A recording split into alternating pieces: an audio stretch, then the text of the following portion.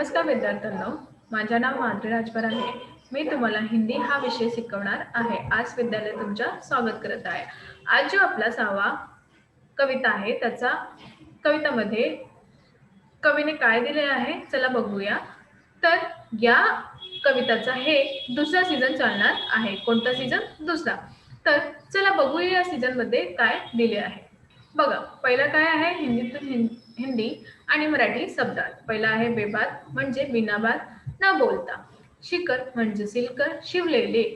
जुबा म्हणजे जीभ म्हणजे मूळ, जीभ तोंड.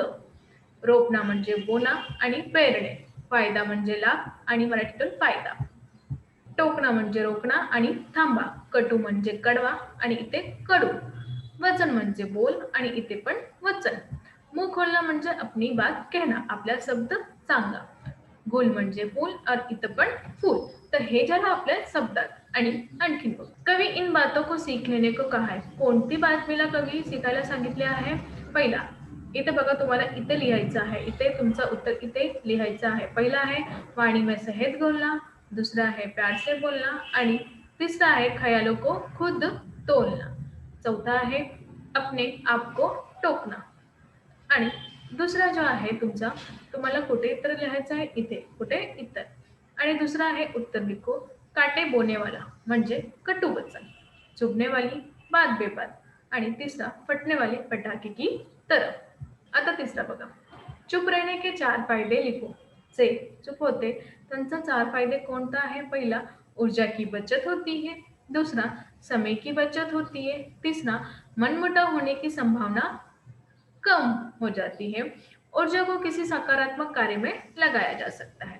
इथे कवी लिहिलं आहे, पहिला ऊर्जाची बचत होते, वेळाची बचत होते आणि मनमुटाव जे आहे ते कमी होते आणि ऊर्जा याच्यातून सकारात्मक कार्याला लावा.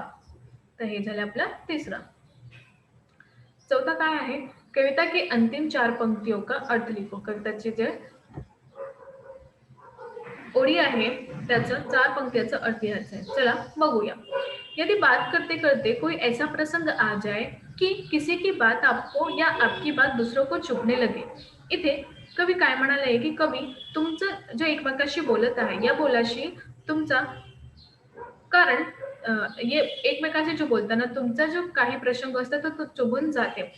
ते स्वतःचं आहे या दुसऱ्याचं आहे, त्यावर तुम्ही बातमी नको करा. तर तुम्ही भांडण नको करो. तो बात को प्यार में मोड़ पर लाना सीखो.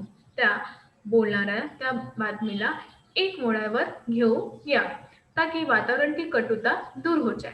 कारण जे कटुता आहे, जे कडूपणा आहे ते थोड़ा मागे येऊ.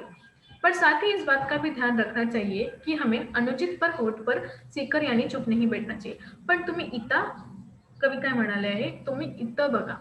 म्हणजे जेव्हा तुम्हाला बोलायचं आहे तुम्ही बोला. असं नाही की जेव्हा तुम्हाला बोलायचं आहे जे कारण आहे ते उपयुक्त आहे की नाही. जे कारण उपयुक्त आहे तेव्हा तुम्ही बोला. तेव्हा तुम्ही होठ सिंगून नको बसू. जैसे कि एक प्रकार का अन्याय हो रहा है, अत्याचार हो रहा है, उस समय चुप रहना अन्याय ही होगा. हमें ऐसी परिस्थितियों में डटकर जोरदार शब्दों में उसका विरोध करना चाहिए. जेव्हा तुम्ही बघणार आहे की जिथे अन्याय होते या अत्याचार होते आणि तुम्ही तिथून पण शांत राहता, ते हे एक अन्यायच तुम्ही करत आहे.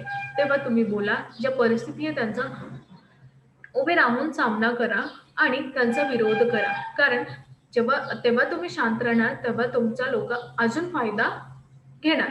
तर अशा परिस्थितीत तुम्ही बोला.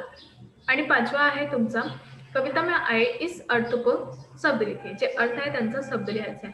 पहिलं काय? मधु. मधुचं काय? शहद. कडवे म्हणजे कटू. विचार म्हणजे खयाल.